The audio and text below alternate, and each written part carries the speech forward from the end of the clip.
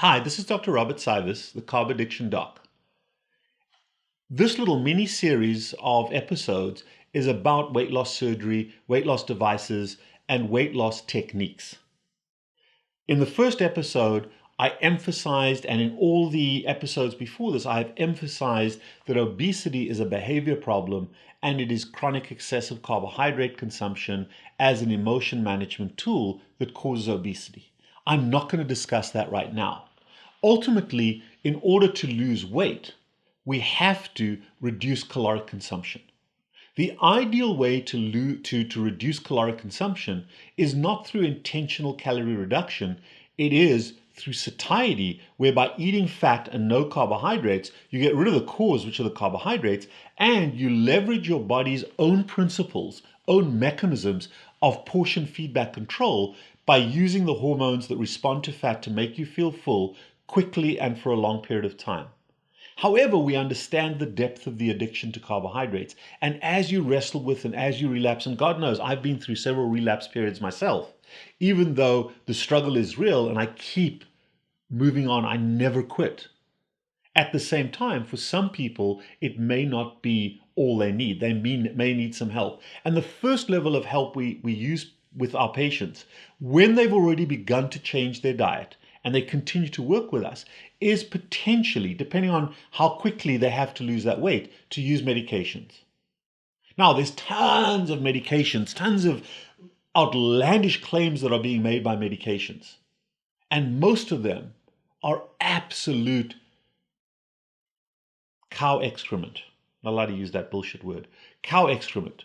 Please don't become vulnerable to people doing wallet biopsies. The majority of weight loss devices, shakes, shots, proteins, pills, powders, potions, the majority of those are what I call a wallet biopsy, where it's the HCG diet or the injection of HCG, even keto supplements.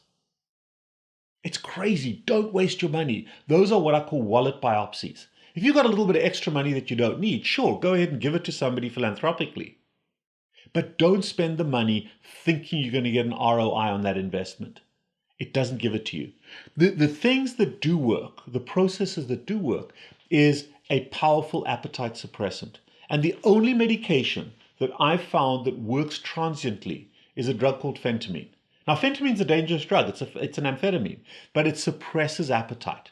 So I do not use phentermine as a weight loss tool or as an obesity management tool, but I do use phentermine to gain control.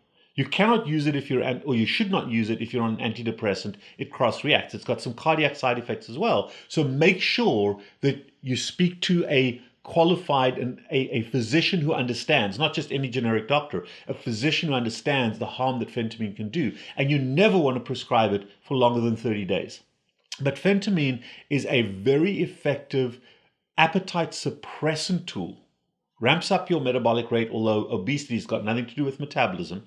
Obesity's got nothing to do with metabolism, but it helps you to gain control. Ultimately, the work is to get rid of carbohydrates and get rid of snacking from your life. So the phentermine I use to sometimes, not always, very rarely, but to initiate a process, particularly in my permissive patients. My authoritarians don't need it, although they'll tell you they do. And also, if someone's had a dramatic relapse and they're trying to re-engage, I'll sometimes use that. But other than that, medications really have very, very little role. Injecting B12 into your ass is not a weight loss tool. There's a psychological component to it. Oh, I have to have my B12 shot. It's the low-calorie diet that's associated with it that causes weight loss, but it doesn't address obesity. So the medications, the only one I believe in is phentermine, and for a very transient short period of time, never longer than 30 days, as an initiating process, as a kickstart. But very rarely. I really try to work on either intermittent fasting to begin with or carbohydrate reduction, snacking reduction, and then combine those two. Ultimately, success comes from eliminating carbohydrates, eliminating snacking, and eating a high-fat diet. That's the long-term success. Sometimes medication can help to initiate that, but rarely. Don't waste your money on other shit. Yeah, I use that word.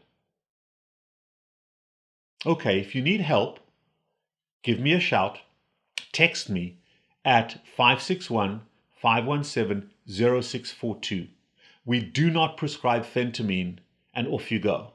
It has to be done under my guidance in the context of our program, and I would like to see forward movement in terms of what you're doing before we prescribe the drug. I'm not just a pill dispensing doctor.